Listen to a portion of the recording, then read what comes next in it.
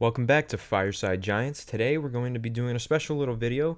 We're going to be breaking down the Giants roster and kind of comparing it to the New England Patriots. And I'm going to explain why I think the Giants are sort of turning into the Patriots, or I think that they're trying to build their team the way that the Patriots build their team. And I've thought this for the past couple of years, and I think that with the most recent hiring of Joe Judge and some other roster and personnel moves that the team has made, I think that they are really trying proactively to become the New England Patriots. And some of you may agree with me by the end of the video, and you may disagree.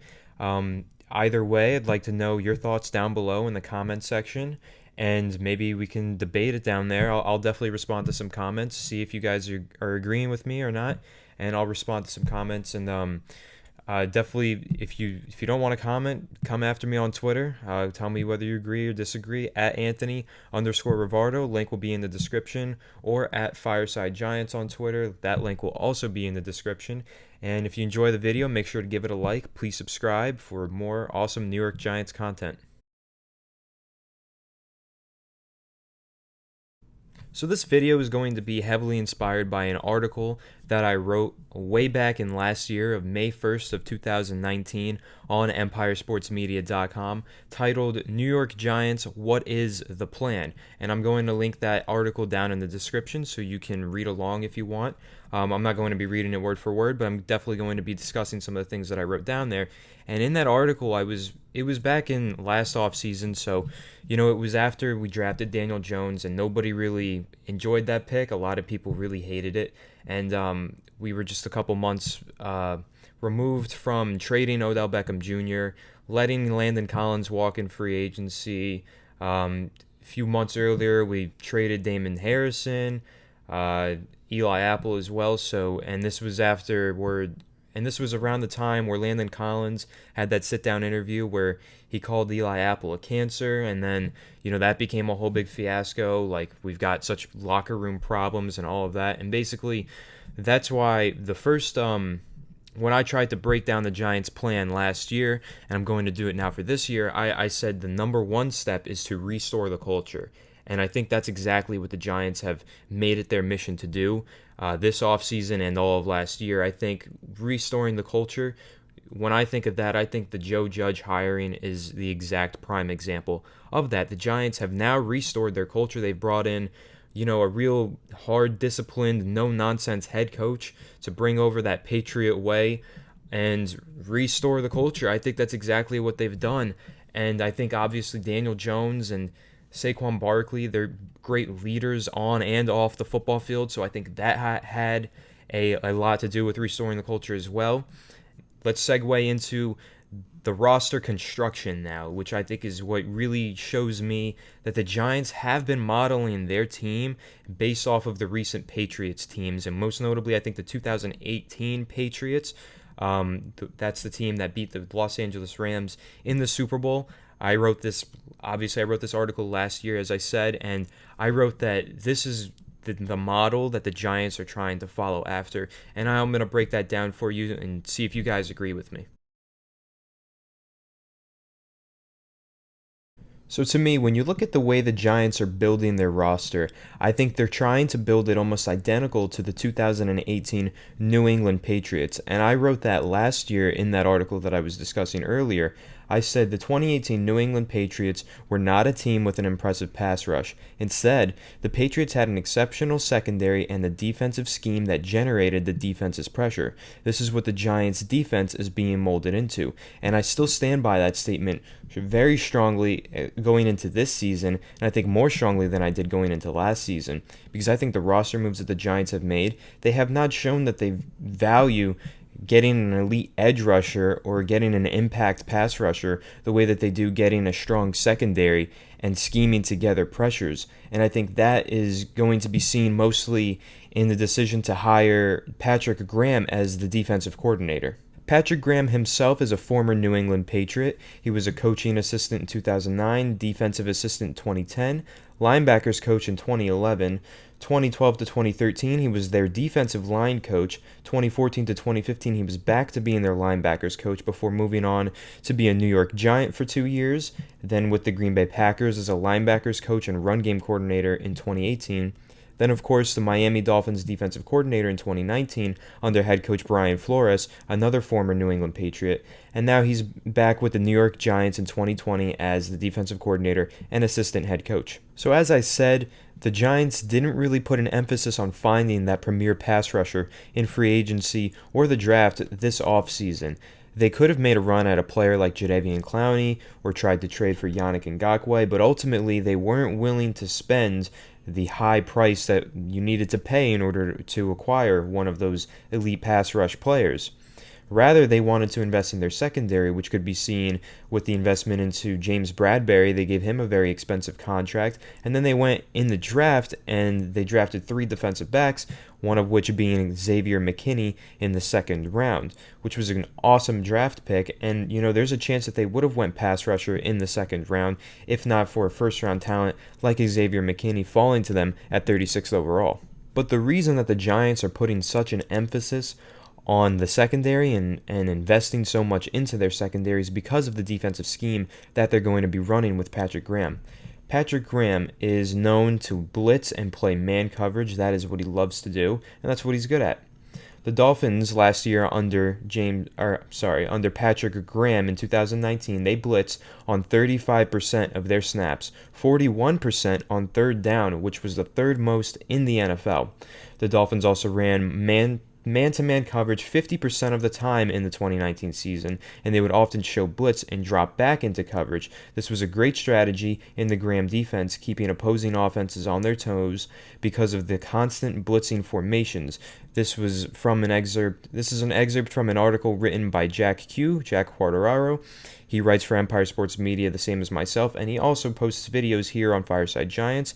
He posted the Jabril Peppers highlight video the other day. Go check that out. He did a great job with that. And he's going to be coming up with a lot more highlight videos for this channel as well, so stay tuned to that. So yeah, the Dolphins played man-to-man coverage more than 50% of the time, according to PFF. They played cover 1, which features man-to-man defense and 1 safety deep, the second most frequently in the NFL, tied with the New England Patriots at 43%. 60% of the Dolphins' blitzes came when they played cover 1, the second highest rate in the league. They also played press man coverage 481 times last year, which was the 5th highest number in the league. So like I said, they love to play press man coverage in Patrick Graham's defensive scheme. And that's exactly why you see they've invested in players like James Bradberry, because that's his strength, is playing press man coverage. He loves to shadow receivers, get close to the line of scrimmage, bump and run, and play that great man coverage. And that's what you see out of DeAndre Baker as well. I think that's another reason that they felt they had to bring in Patrick Graham to run this defense, because there is a whole lot to say about the DeAndre Baker legal situation that's getting ironed out, and hopefully he returns to the team and he didn't commit those heinous acts that he's accused of. But if he comes back, he's going to fit in this scheme perfectly, much better than he did in James Betcher's scheme, because Betcher was running a lot of zone coverage and playing off the line of scrimmage a lot.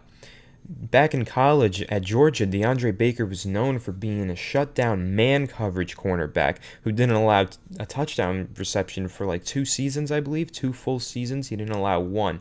And he was just awesome in press coverage and man coverage. And it's really exciting if he's back with the Giants this year, that we get to see him now thrive, or hopefully thrive, playing that role that he was so good at in college. He's going to be able to play press man coverage in this Patrick Graham scheme, while there's plenty of fancy disguised blitzes going after the opposing offenses as well in Patrick Graham's scheme. And to draw another comparison to that 2018 New England Patriots team, their pass rush, according to Pro Football Focus, ranked 6th worst in the NFL that season. So they really didn't have a good pass rush at all, but they had the best defensive secondary in the NFL, and it was led by their highest graded defensive player, who might have won Defensive Player of the Year that year. I'm not sure. I'll have to check on that. but he was unbelievable. Stephon Gilmore, their cornerback, who is who is the best man coverage cornerback in the NFL. He absolutely shuts down wide receivers. He can press and play man and lock down an entire player for the entire game. And that's why he's so special, and that's what the Giants are looking to replicate. Now, obviously, you're not going to replicate Stephon Gilmore. There's only one Stephon Gilmore in the NFL, and he's the best in the NFL for a reason. But you can try and replicate it in a way where you play man coverage with players who are really good at playing man coverage, like DeAndre Baker and James Bradbury, and hopefully you can run a scheme similar to that of the Patriots in 2018 that led them to so much success, especially in the Super Bowl, where the Rams, I believe, didn't even score a single touchdown in that game. And then, of course, when you look at that 2018 Patriots team, you see a player like Trey Flowers, who was actually an elite edge defender that season, but he wasn't really your typical pass-rushing edge defender. He was excellent in run defense, and he was a good pass rusher, but he didn't really get a whole lot of sacks. It was more he was generating pressures, and who that reminds me of is Leonard Williams. I think that he could kind of be this defense's Trey Flowers. Now, he's not an edge. He's more of an interior defensive lineman, but Trey Flowers, like I said, was kind of an edge, kind of a defensive lineman.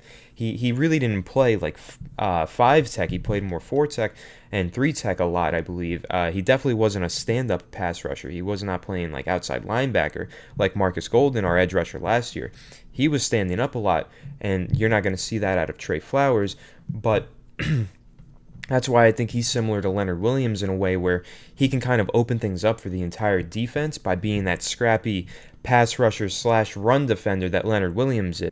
Because this defense pre-Leonard Williams and post-Leonard Williams in 2019 was night and day. Dalvin Tomlinson was on pace for an average season, and then he ended up having a career year after Leonard Williams was brought over. Leonard Williams was able to draw double teams. He was able to apply pressure to the quarterback, even though he didn't get many sacks. I don't think he got one. But he was able to apply pressure and open up lanes for other pass rushers on the team to get there. So, of course, the Patriots did not have one of those stud pass rushers, though they did have a nice group of guys who could get to the quarterback in a rotational fashion, which is kind of what the Giants are building with O'Shane Ximines, with Lorenzo Carter, and with also Kyler Fackrell, who could be kind of like the 2018 Kyle Van Noy, like the New England Patriots Kyle Van Noy.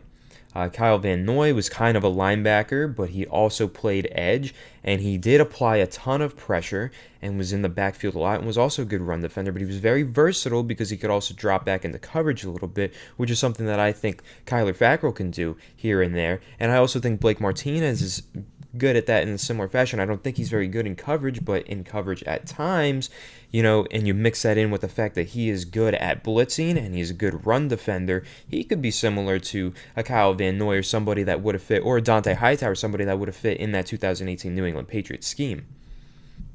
The Giants have also prioritized their nickel cornerback position, investing in Darnay Holmes, Grant Haley, Julian Love. These are all players that, this investment in the nickel cornerback position just shows how much the Giants really want to improve their secondary and how much they value their secondary, that man coverage scheme. That secondary needs to be strong on this team, otherwise they're not going to find success because they're not going to get it from the pass rush. As I said, with the 2018 Patriots and the 2020 Giants, the idea is to have your secondary play so well that it opens up the pass rush for your front seven because it just buys them more time to get to the quarterback, because you don't have someone like Von Miller or Khalil Mack who can just get to the quarterback in 2 seconds or needs to be triple teamed every play. No, you don't have that. We have Lorenzo Carter, who really didn't impress that much last year. And we might have Marcus Golden back, who was okay, but he's not that dominant edge rusher that you want. So you're going to see the Giants are going to need to buy time for the pass rushers by playing really solid coverage. If no receivers can get open and the quarterback doesn't have anywhere to go with the ball, then he has to just keep standing there, and eventually, hopefully, one of these pass rushers like Fackrell or Martinez or O'Shane Ximines can get to the quarterback and either create a pressure or get a sack. Now, another thing with the Patriots, and that is now being instilled in the Giants, is that versatility is key. It's very important to Joe Judge. As he said, I will roll this clip of Joe Judge speaking about versatility on the screen now. Okay? I'm sure the next question is going to be something relative to what do I look for in the offensive system? Well, I can answer that of all three systems: offense, defense, special teams. Our philosophy is going to be to put pressure on the opponent to prepare for multiple things. Within that, we have to have personnel versatility, and we have to have flexibility schematically to make sure that whoever we play, we can adjust our game plan to maximize our strengths versus their weaknesses. So while there may be some games that we throw the ball 50 times, there's going to be other times we may throw it 10 times and run the ball 45 times. So I don't have a crystal ball. Miss Cleo could help you better with that, but we're going to look for the best system to help us week by week.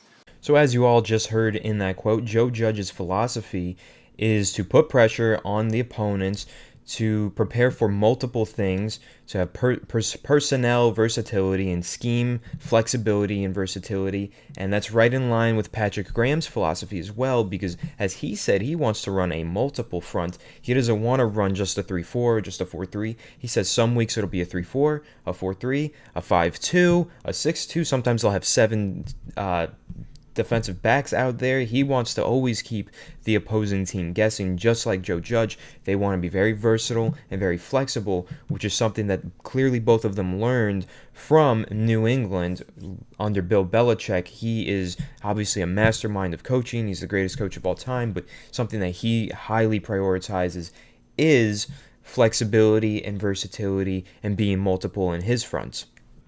And this is also going to remind me of my personal favorite Joe Judge quote, which I will play in video. And what I learned from Coach Belichick was real simple. Be flexible within your personnel. Don't try to shove round pegs into square holes. Figure out what you have. Let them play to their strengths. Don't sit in a meeting and tell me what you don't have in a player. Don't tell me they can't do a certain thing. Tell me what they can do, and then we'll figure out as coaches, because that's our job, how we can use that. That's our responsibility. Everybody has something they can do. How many cast-offs you see around the league that end up on another team? Everyone says, wow, how'd they get that out of them? Maybe they just weren't closing their eyes to what they could do. Okay? We have to, as a coaching staff, when we get assembled, we have to make sure we're sitting down, we're patient with our players, we fully evaluate them, we find out what they can do to be an asset, and that we're not foolish enough to not use that. This was actually my quote of the week on our latest episode of Fireside Giants, our podcast. Go check that out. But anyway, Joe Judge basically right there speaking to versatility of these individual players and their talents, and of course speaking to how he wants them to fit in the scheme. No, he doesn't. He wants the scheme to fit to them. That's the important part. He wants to build the scheme around his players. Like I said, I think that's what they're trying to do in the secondary with a player like DeAndre Baker or a player like James Bradbury. They're trying to build a scheme that is dependent on man coverage and generating blitzes through the scheme, because that's the personnel that they have. They have personnel that can really play strong man press coverage, so that's what they're going to build this team around, is playing strong man press coverage. They're going to build around the players, not around the scheme. And then of course when you think about how they're going to have, pressure coming through the scheme, that to me just makes me think of Xavier McKinney. Now he's a guy who can really rush the passer, even though he's a safety. He's really good at it. I believe he had 71 pass rushing snaps, and he had pressures on 21 of those snaps in his final 2 years of college. That's a stat from Pro Football Focus. It was an unbelievable display of pass rushing ability from a safety in college over at Alabama. Xavier McKinney, now he's somebody who can play man coverage, play deep coverage, play in the box and run support, and even rush the passer. And I think that's, again, where you're going to see Patrick Graham use a scheme to generate pressure. He's going to find players in the secondary, front defensive line, all over the place to rush the passer. And I think, again, Blake Martinez fits in that role because, like he said, in 2019, he didn't like his role so much. He didn't get as many pass rushing opportunities. He wasn't asked to be aggressive. But in 2018, when his linebackers coach was no other than Patrick Graham, he blitzed a lot, and he was really effective when blitzing. He was still effective last year. He just never got the chance to do it. But with Patrick Graham, he was told to blitz a lot, and he was really good at it. And I think now that he's here with the Giants again, Patrick Graham is one of the reasons that he came to the Giants, because he felt so comfortable in his system. You're going to see Blake Martinez blitz a lot more and generate a lot more pressures. So like I said, it's not just going to be about the defensive linemen or the edge rushers. The safeties, the linebackers, they're all going to get in the mix here, and the scheme is going to generate the pressure. And again, I'm going to compare this to the 2018 New England Patriots, who had Dante Hightower Hightower and Kyle Van Noy, which was a real pass rushing threat, even though they were both playing linebacker in that postseason run. In Super Bowl 53, Bill Belichick sent Kyle Van Noy and Dante Hightower after Jared Goff and the Los Angeles Rams early and often on Sunday, as the two combined for 45 pass rush snaps, 3 sacks, and 9 total pressures in the single contest. In 3 postseason games, including the Super Bowl, Hightower and Van Noy rushed the passer 120 times and logged 27 pressures in the process. The other 27 off-ball linebackers with at least 1 pass rush snap logged in the postseason combined for 150 pass rush snaps and just 28 total pressures. So Van Noy and Hightower were really an unstoppable pass rushing force out there for the New England Patriots, and they were linebackers. Now, Van Noy was kind of an edge rusher, but he was very versatile in the fact that he was an edge rusher and a linebacker. Hightower, however, was a linebacker, an inside off-ball linebacker, and he had 46 pressures in 2018. Van Noy had 47 pressures in 2018. So you see that, and you compare that to the Giants' defense that they're currently building, and I see Blake Martinez, someone who had a lot of pressures in 2018 himself under Patrick Graham with the Green Bay Packers, and I see players like O'Shane Ximines possibly, or Kyler Fackrell. I think he compares well to Kyle Van Noy in a way, and I think that you could really see how the Giants are really molding this team off of the Patriots formula, a formula that we all know has worked really, really well for them over the past 20 years.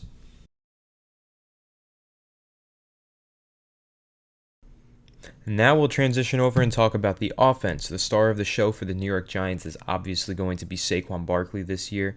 That guy is a real special talent. I think, he led the league in scrimmage yards as a rookie, and I think there's a really good chance in Jason Garrett's offense that he could do that again. Jason Garrett loves to run the ball, and he's really good at getting the best out of his running backs, as we've seen in the past where he had DeMarco Murray and Ezekiel Elliott be rushing leaders year after year.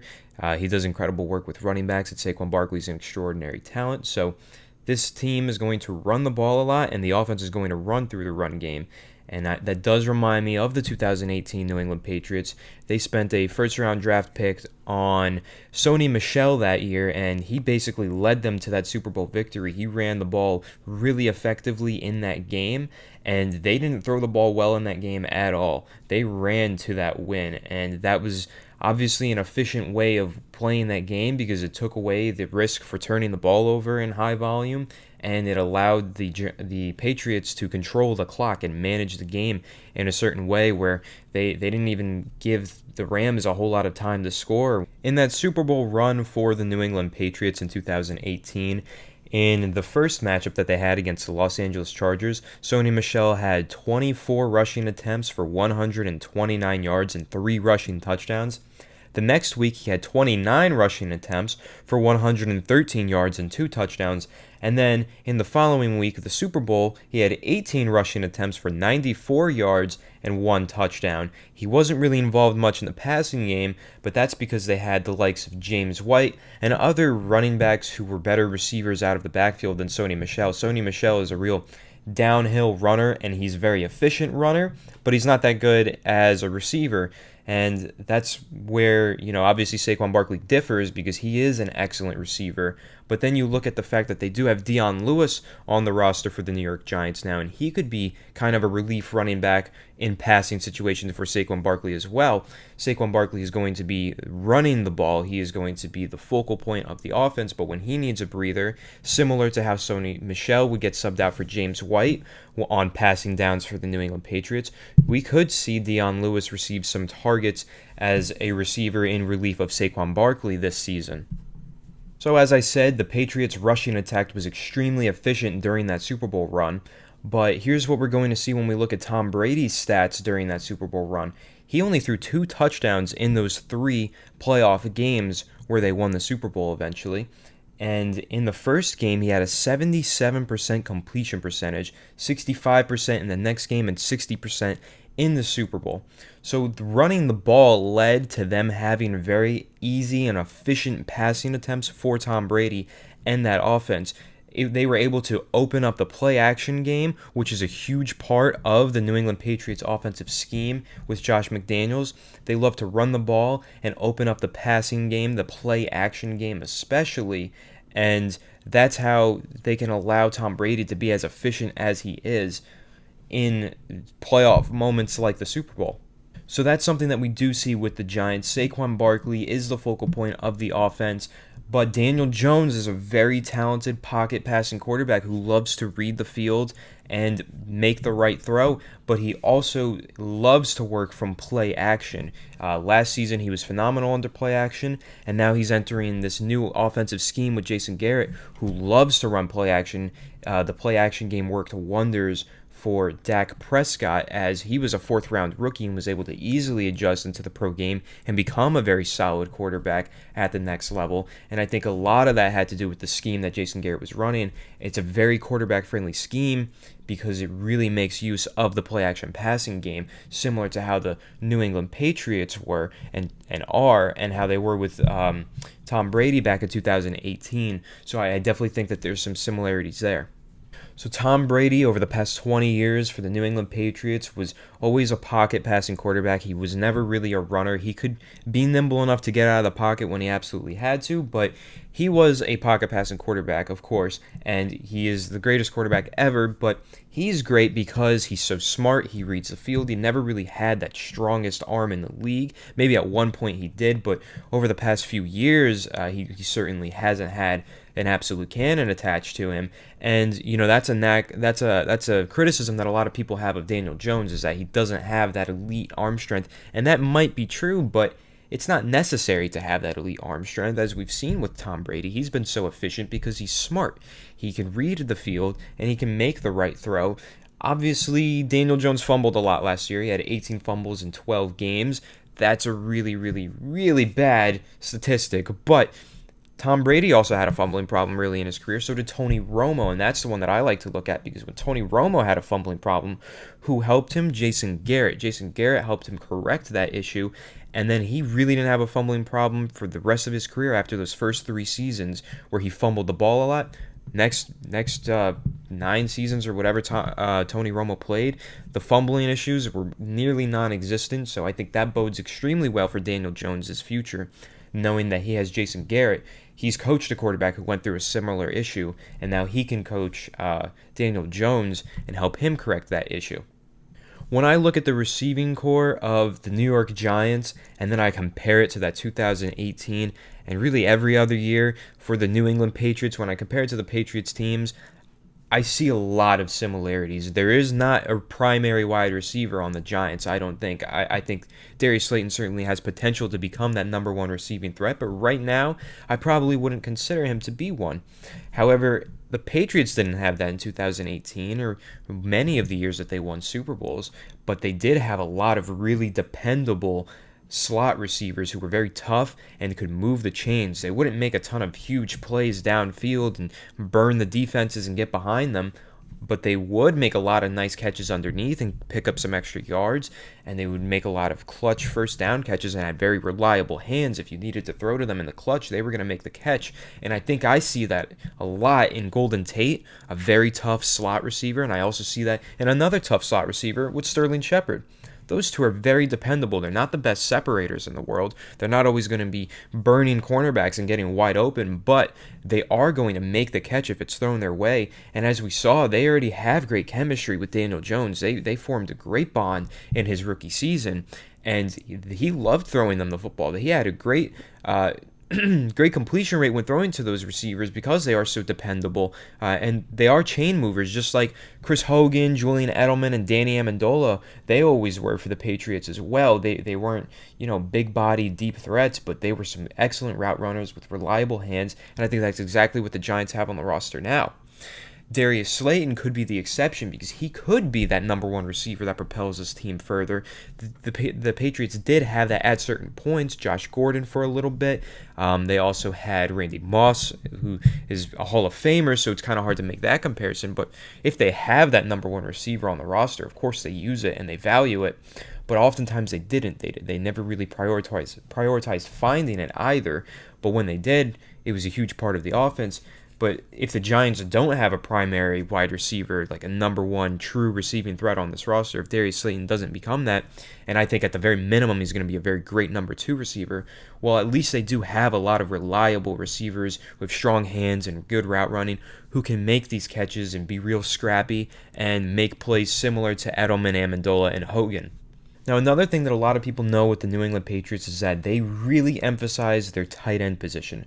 Rob Gronkowski, of course, they also had Aaron Hernandez back in the day, one of the Bennett brothers, I believe, and another name that I can't remember. I think his name was Dwight something, or Dwayne Allen, I think that was his name. They love the tight end position. They really value that. Oh, and Benjamin Watson. I can't leave him out. So they really value that tight end position, and so do the Giants, especially more so now that they have Jason Garrett, who runs that Air Coryell scheme. It's very dependent on that tight end. We know Jason Witten of the Dallas Cowboys, he would torch the Giants forever. He wasn't necessarily fast or really quick, but he was dependable. Just like we were talking about with those receivers earlier, he was dependable. He moves the chains. You know, if you throw his way, he's going to make that catch. And the Giants may not have that in their tight end, but they do have a very talented tight end in Evan Engram, who really could become a huge part of this offense if he stays healthy. Now, that's going to always be the question.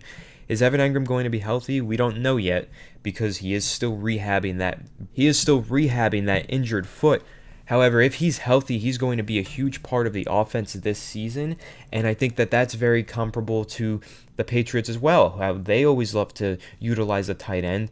Obviously, Rob Gronkowski was an excellent blocker and an amazing receiving threat, and Evan Engram really isn't the best blocker. However, he is a great receiving threat. He's a matchup nightmare. If you have a linebacker on him, you definitely want to try and get the ball to Evan Engram because he has the speed of a receiver in a tight end's body. Now, he doesn't necessarily have the hands of a receiver, and that's why I don't think they should ever try and put him at receiver. Or they can put him there occasionally, but definitely not convert him to a wide receiver. But I think that he is a great matchup nightmare for opposing defenses at that tight end position, and I expect him, when you think of the comparison to the Patriots and how Joe Judge has learned from that, and then you look at Jason Garrett and the way he likes to use the tight end position, I expect Evan Engram to have a huge year if he's healthy, and I also expect Caden Smith to have a great season because he is somebody who can block and receive, similar to Jason Witten. And obviously I'm not saying he has the same talent as Jason Witten, but he is a talented player so far, and he could definitely develop into something, or definitely into a tight end that can block and be a receiving threat, and I think that would be huge for this offense. And now another thing is that the Giants have made it a strong priority over the past few seasons to invest in this offensive line that was broken and terrible for so long. They are finally repairing it. They grabbed their franchise left tackle, Andrew Thomas, in the first round of this year's draft.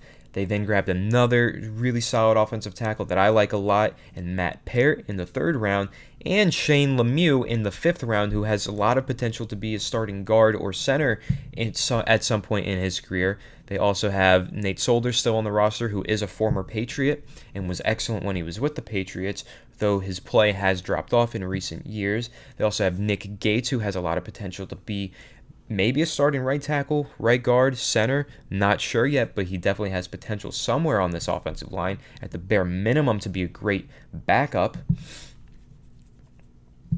But this is something that the Patriots have always emphasized over the years, is building through the trenches and getting a strong offensive line, whether it was Nate Solder, Trent Brown, or now Isaiah Wynn, an offensive tackle out of Georgia, just like Andrew Thomas.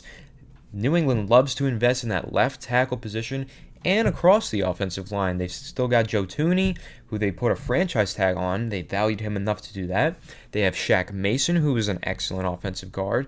And I'm sure there's a few other names that I'm forgetting, but they do always emphasize that offensive line, and they really try and build their team from the trenches outward, which is what the Giants are now starting to do after years of trying to go outside in. They're finally building inside out, and we have to give Dave Gettleman props for that. So I think we're ready to wrap up this video. I didn't mean for it to be this long, but it is what it is. I hope you guys enjoy it. So basically, I want to really answer the question. Some of you might be wondering, why am I comparing this team to that 2018 New England Patriots team so heavily? Well, it's because that's a team that had a formula for success. They didn't really have all the talent on that roster. It was really a a coaching thing and a scheme personnel thing that got them to the Super Bowl and won them the Super Bowl. Definitely coaching won them that Super Bowl, because it was not a fun Super Bowl. It was a very boring one. Like one touchdown scored in the entire game, but it was a coaching masterclass by the New England Patriots. Their scheme and the way they matched up against the Rams offense, it was perfectly done. And you look at the Giants, they haven't had a strong coaching staff in some years, but now we really have a lot of confidence in their coaching staff under Joe Judge. It looks like they're really turning things around, and that's something that you can compare to that 2018 team. Just the way the coaching staff looks and the way that they plan on building this team, the schemes that they want to run, and the way that they've invested their assets into the secondary or the defensive line or the run game, whatever it is. The Giants are following a formula for success right now. I'm not sure if a lot of people are noticing that they're doing this, that they're really heavily basing their team off of the Patriots, but it's what they're doing, and it should result in success. Make sure to leave a like if you enjoyed this video. Please react in the comments. Let me know what you think of this discussion video. Leave any feedback for me if you have any. I know I say the word obviously a lot. I received that feedback. I'm trying to fix that. I don't know why I say it so much, but we're going to work on it. And yeah, any comments that you have, I want to know what you guys think about this. Do you see that the Giants are turning into the 2018 Patriots? I think it's a perfect way to go about building this team. You might disagree, you might not see it. Let me know in the comment section down below. If you enjoyed, leave a like. Please subscribe for more awesome Giants content, and I'll see you in the next one, guys.